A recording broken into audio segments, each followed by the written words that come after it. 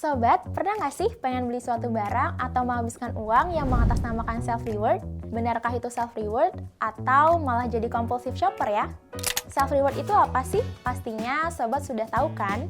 Self-reward ini bisa diartikan sebagai suatu bentuk apresiasi yang diberikan kepada diri sendiri setelah menyelesaikan pekerjaan atau target tertentu. Self-reward bukan hanya sekedar apresiasi, tetapi juga cara untuk mencintai diri sendiri. Bentuk self-reward juga sangat beragam dan tidak selalu dalam bentuk barang. Bisa juga meluangkan waktu untuk diri sendiri, makan enak, atau jalan-jalan. Tapi jangan sampai mengapresiasi diri secara berlebihan ya sobat. Jangan jadikan self-reward sebagai alasan untuk membeli ini dan itu semau sobat. Self-reward yang berlebihan dapat mengurangi motivasi untuk mencapai tujuan dan bahkan membuat fokusmu jadi teralihkan. Contohnya, saat sobat ingin membeli satu barang, tapi malah berakhir membeli banyak barang yang tidak dibutuhkan. Sobat tahu nggak sih, kalau sudah melakukan hal tersebut, itu bukan lagi self-reward, tetapi sudah masuk ke kategori compulsive shopper. Compulsive shopper adalah orang yang sering berbelanja akibat dorongan dalam diri yang tidak tertahankan dan hanya memikirkan keinginan saja.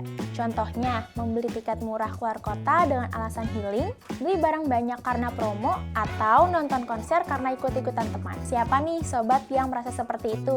Lalu bagaimana ya caranya agar kita bisa bebas dari menjadi compulsive shopper? Yang pertama, dahulukan kebutuhan dibanding keinginan. Contohnya saat sobat ingin beli handphone terbaru. Pikirkan dulu apakah handphone yang lama masih bisa dipakai atau tidak. Jika masih bisa, sobat bisa menggunakan uangnya untuk beli barang lain yang lebih dibutuhkan atau ditabung dan diinvestasikan. Yang kedua, catat setiap pengeluaran. Hal ini akan membuat sobat lebih sadar terhadap pengeluaran yang sudah dilakukan dan membantu mengatur pengeluaran dengan lebih baik.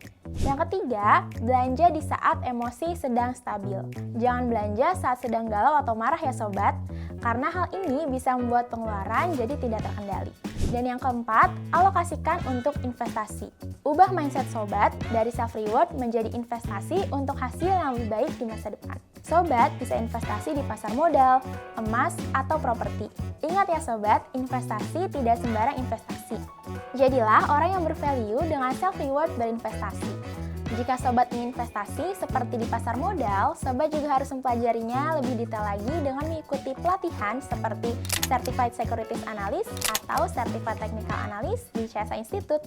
Perlu diingat ya sobat, bahwa self-reward ini sangat patut untuk dilakukan apalagi mengapresiasi diri agar lebih baik.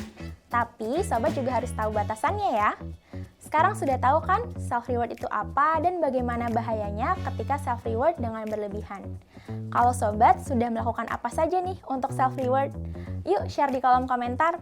Jangan lupa juga untuk like, comment, share, dan subscribe kalau sobat rasa video ini bermanfaat ya. See you in the next video. Bye-bye!